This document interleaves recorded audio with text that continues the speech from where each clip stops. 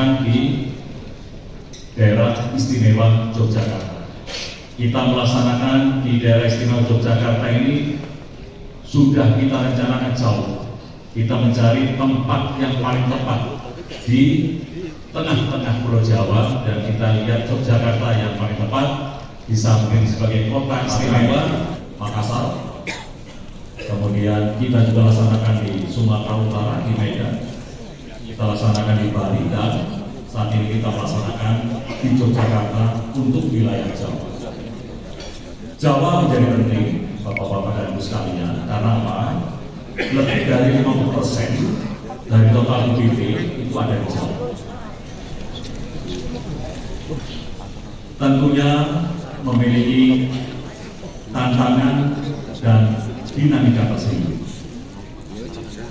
sehingga kita memerlukan satu langkah strategis dengan satu sinergitas antara pemerintah, kemudian sinergitas dengan penyelenggara pemilu, dan sinergitas dengan peserta pemilu.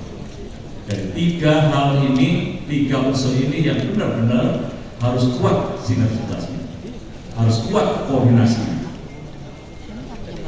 Pemerintah, penyelenggara, dan peserta pemilu, agar penyelenggaraan pemilu pilkada serentak tahun 2024 bisa berjalan dengan aman dan lancar.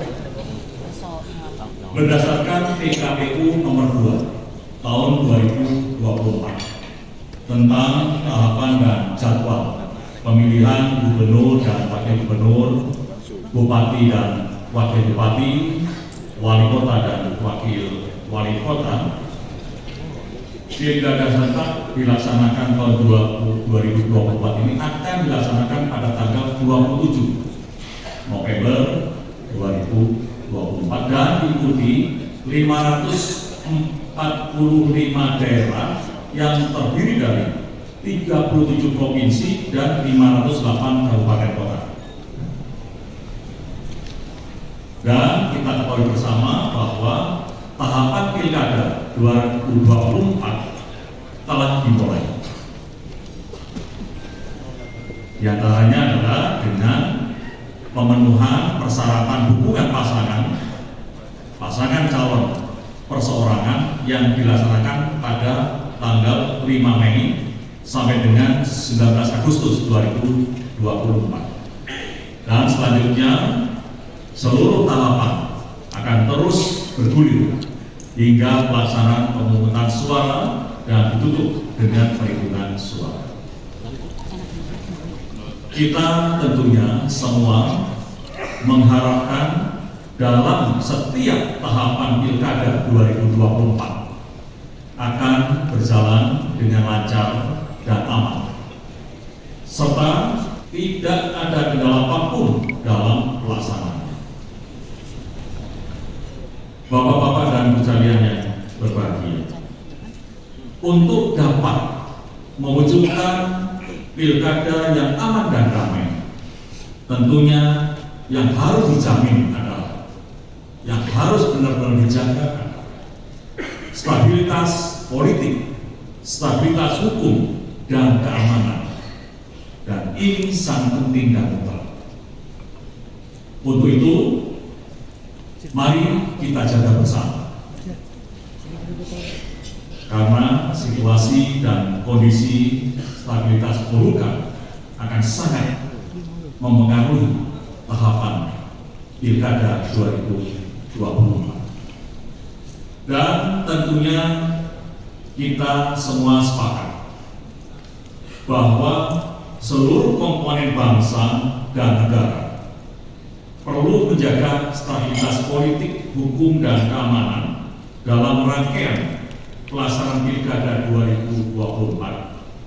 Saya meng-highlight hal-hal penting yang perlu dilakukan oleh masing-masing komponen. Saya menggarisbawahi agar benar-benar dilaksanakan. Yang pertama, Bapak-bapak Ibu sekalian, KPU selaku penyelenggara pemilihan beserta pengawas yaitu Bawaslu, DKPP, dan lembaga non Bawaslu harus on the track pada tugas, harus on the track pada fungsi dan kewenangannya. Selain itu harus bertindak netral dan berintegritas serta menjamin hak pilih setiap masyarakat. Yang kedua, pemerintah pusat dan pemerintah daerah berkewajiban memberikan dukungan dan fasilitasi dalam penyelenggaraan pilkada. Dukungan dan fasilitasi yaitu berupa tanggung jawab dari pemerintah daerah adalah terciptanya ketentraman dan ketertiban umum dan menjamin ketersediaan anggaran. Ini sangat penting. Nanti saya minta LH Dirjen Keuangan daerah yang memiliki mewakili Menteri Dalam Negeri, Bapak harus sampaikan wilayah mana saja yang dana hibahnya daerah itu belum selesai. Tapi saya yakin di Jawa itu sudah selesai. Yakin. Tapi nanti Bapak tayangkan. Karena anggaran itu sudah mulai digunakan. Dan saya kemarin ketemu dengan Bapak Panglima dan Pak Kapolri, saya sampaikan pesan bahwa Panglima, Pak Kapolri, saya sampaikan Pak Polri saat pilkada serentak semuanya dibagi habis kekuatannya. Kemudian berikutnya adalah anggaran hibah daerah juga sudah diserahkan untuk aspek pengamanan kepada TNI dan Polri. Untuk itu mungkin perlu ada satu kebijakan bahwa Danrem, Dandim, Pangdam, Kapolda, Kapolres tidak di tour of duty dulu, tidak dipindah dulu sampai dengan tanggal 27 November sampai pelaksanaan pilkada serentak. Dan Panglima TNI menyampaikan akan melakukan kebijakan itu supaya tetap berkoordinasi tanpa diganti oleh pejabat baru, melanjutkan tugas-tugas yang sudah direncanakan sebelumnya. Demikian juga saya sampaikan saudara saya Pak Jaksa Agung, masih orang bertanya saudara dari mana? Saya sampaikan Pak Jaksa Agung itu adalah saudara sepumis.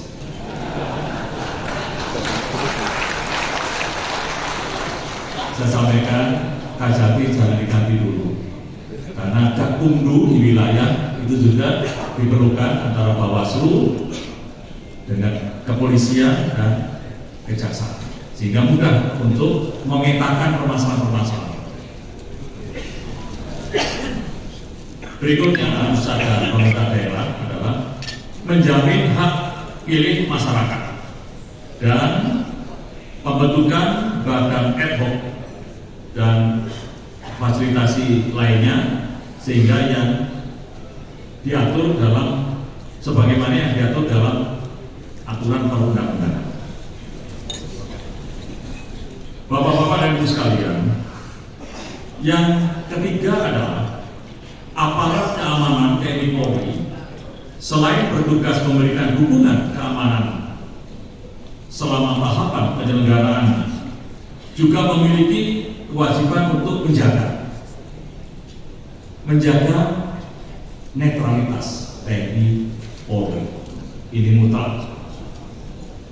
Yang keempat, parpol dan paslon dapat mendeklarasikan komitmen taat prosedur dan mekanisme pemilihan serta mengikuti proses pemilihan dengan baik dan menghindari praktik kecurangan.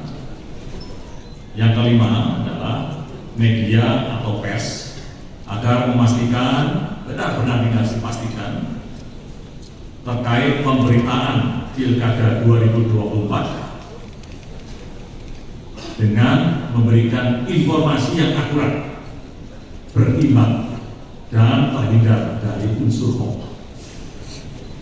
Nantinya para pemret kemarin sudah kami ajak berupa ini ada dua, adalah misinformasi dan polarisasi.